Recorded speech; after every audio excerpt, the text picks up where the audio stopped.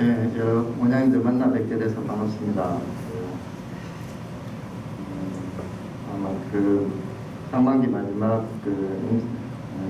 임상 전파 모임인 것 같은데, 제가 오늘 말씀드릴 내용은 제가 이제 최근에 FNA FNA 샘플에서 이제 BRAF 뮤테이션을 같이 해봤었는데, 왜 그걸 하게 됐는지, 다 그런 정례를 위주로 말씀을 드리겠습니다. 먼저 42세 남자 환자로 갑상선 무혈 결절을 주소로 왔습니다. 그래서 그레이브스병으로 이제 안티사이로이드 메디케이션 중이었는데, 이제 다른 병원에서 시행한 중파에서 우측 갑상선 결절에 관련돼서 이제 FNA 시행해서 왔습니다. 최근에 갑상선 기능은 정상이라고 해서 제가 따로 시행하지는 않았고요. 초음파를 보시면 지금 메스가 여기 있습니다. 여기 라이트 로우 포션에 메스라고 하기도 좀 애매하긴 한데, 여하튼 경계는 좀 지어지는 하이포에코익한 리전이 있고, 내부에 이런 것을 마이크로 칼시피케이션이라고 하기는 좀 어려울 것 같고, 이런 또 약간 septum 같은 그런 흔적도 보입니다. 바스큘라리티는 증가되어 있지 않고요. 그래서 봐도 바스큘라리티는 증가되지 않고, 레프트 쪽에는 스몰 노즐이 있어서 이 라이트의 이 노즐에 대해서 이제 FNA를 시행했습니다. FNA에서는 플러스, 그러니까 베레스타 클래스 3가 나왔습니다. 그래서 폴리큘러 네오플라즘 5번 디터민이 시행했습니다.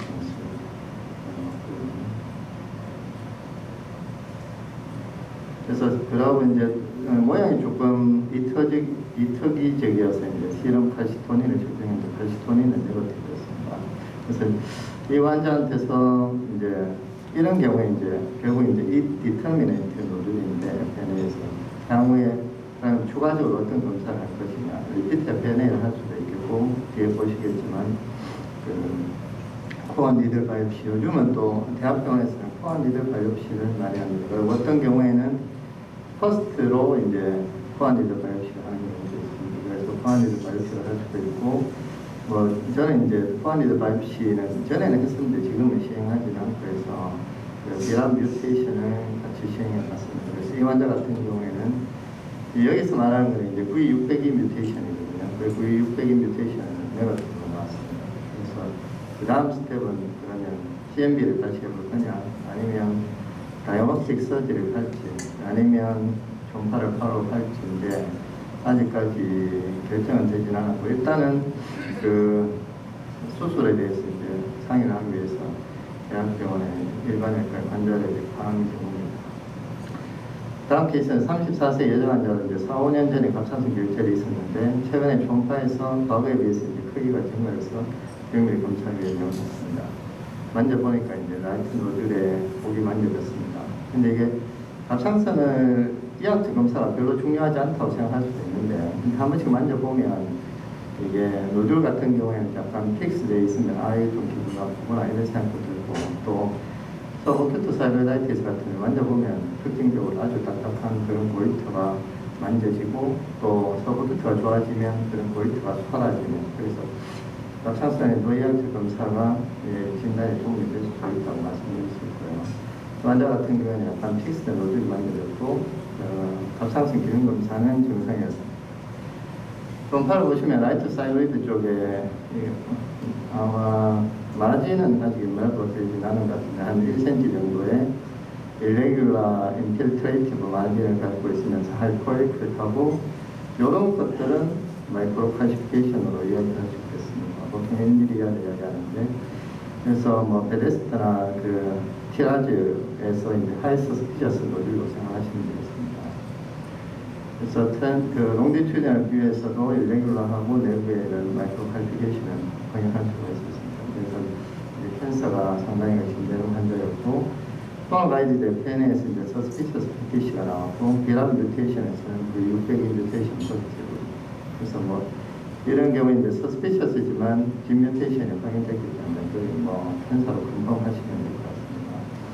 그래서 케이스는 두 케이스 보여드렸고, 이제 사이노줄에서 FNA 사이톨로지에서 BRAF의 유용성에 대해서 간단히 말씀드리겠습니다.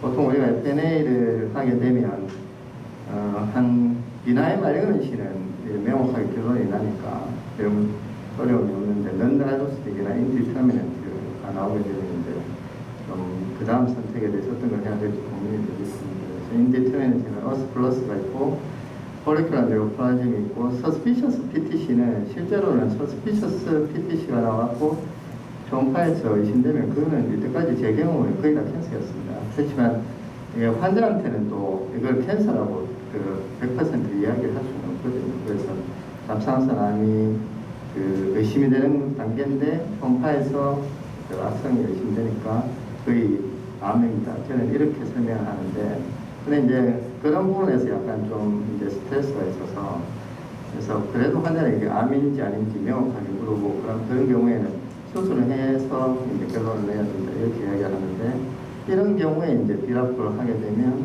이제 거의 뭐 100% 캔서를 이제 컨펌을 할 수 있습니다. 그래서 제가 이제 비라프를 이런 경우에 이제 시행을 하게 됐고요. 그다음에 보통 FNA에서 이제 인디터미넌트가 나오게 되면은 과거에는 뭐 임명스토키미치 이런 이야기 나왔었지만 그럼 뭐 GEC, 지네릭 스트럭션 클래시파이어 그러니까 암이 아닌 걸 진단하는 이거는 코스트가 너무 비싸서 사용하지 못하고 아마 향후에 이제 디뮤테이션 판넬 그 많이 나오는 비라프나 라스나 이런 거를 믹스한 뮤테이션 판넬을 사용될 수 있을 것 같습니다.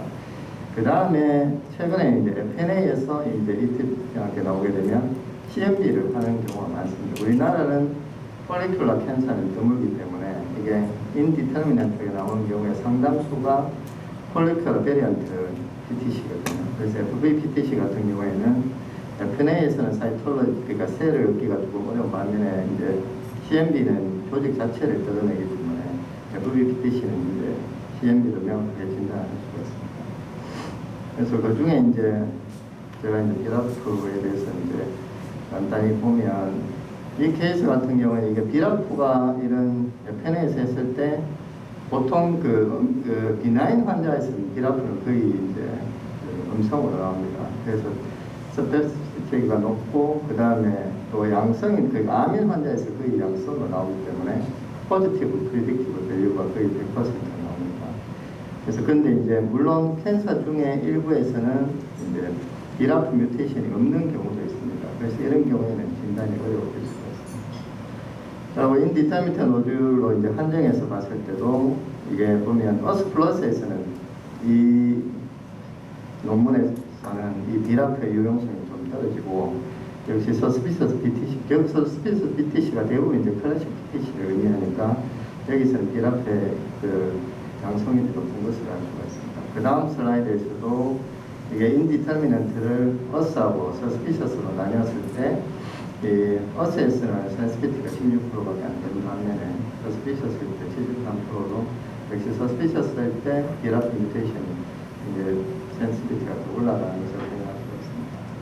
결국은 저는 비라프와 이게 인디터미넌트하고 서스피셔스 PTC의 그러니까 다른 결과를 보여주는 이유는 저는 인디터미넌트를 에서 나오는 캔서가 대부분 클래식 아니면 폴리큘러 베리언트 PTC, 폴리큘러 캔서인데 이 세 개의 어떤 바이올로지컬 캐릭터리스틱이 다르기 때문에 저런 결과를 보여줍니다. 그래서 클래식 PTC는 손오에서도 캔서로 우리가 일반적으로 아는 의심되는 모양을 보이고 있고 비라프 뮤테이션이 가장 많은 빈도를 차지하고 있고 그에 비해서 이제 폴리큘러 베리언트 PTC는 클래식하고 폴리큘러 캔서의 중간쯤 됩니다. 그래서 FNA에서도 이제 뉴클레이드 에티피아, 그러니까 PTC를 의미하는 뉴클레이드 에티피아하고 그 다음에 폴리큘러 패턴을 의미하는 아키텍처 에티피아가 이렇게 혼돈돼서 나타나고 그래서 인디터미넌트도 어스하고 이제 플러스로 나누는 거고요.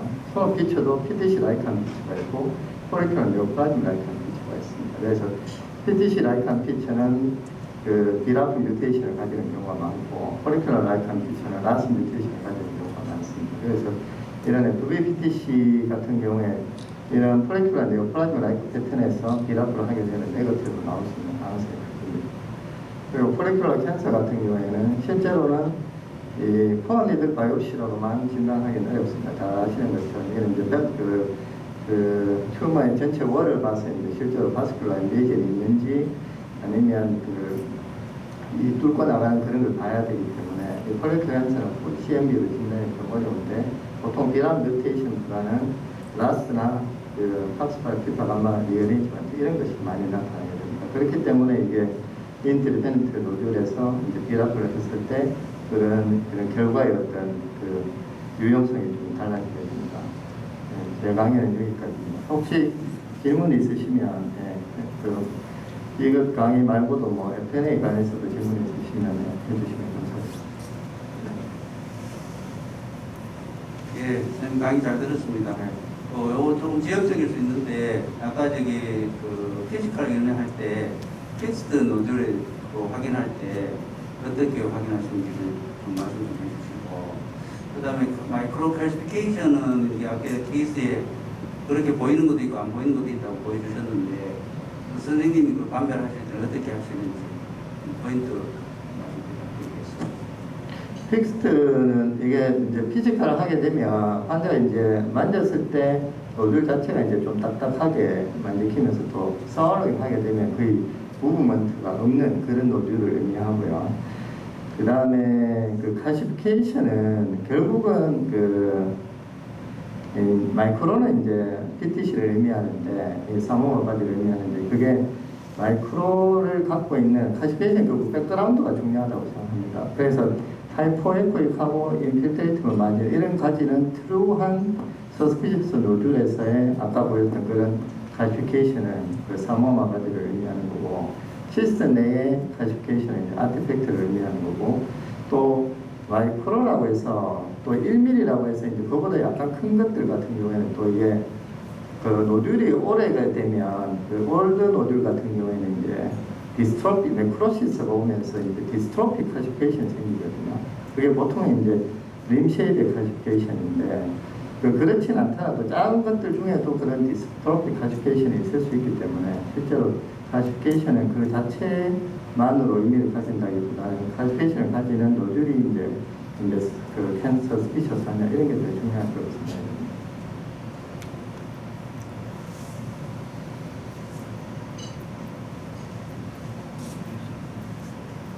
선생님, 오늘 강의했는 거 말고 다른 거 질문 좀 드리겠습니다.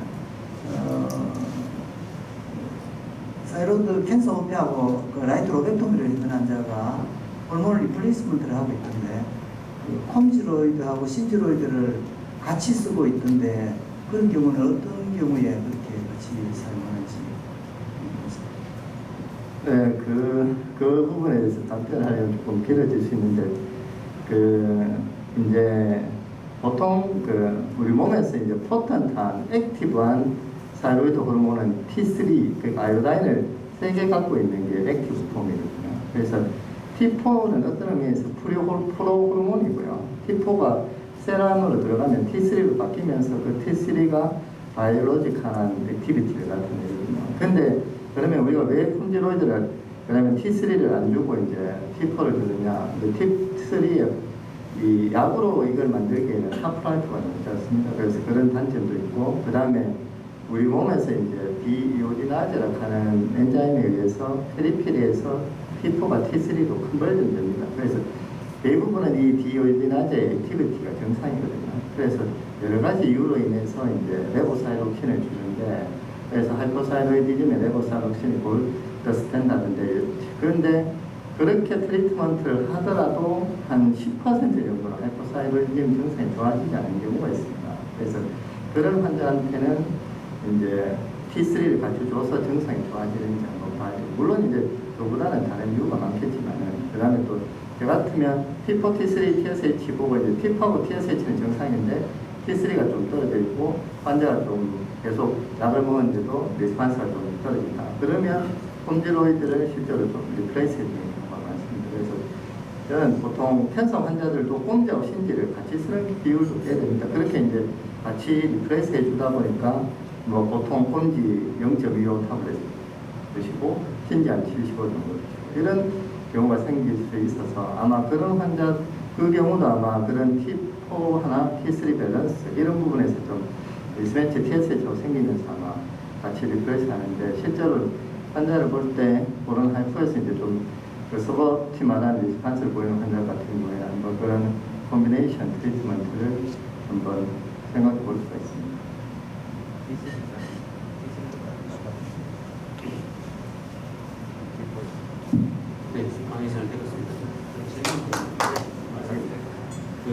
Q&A에서 들어가 보면 ATP가 나올 때가 많은데 그런 경우 저 같은 경우는 저희들 원장님한테 보내거든요.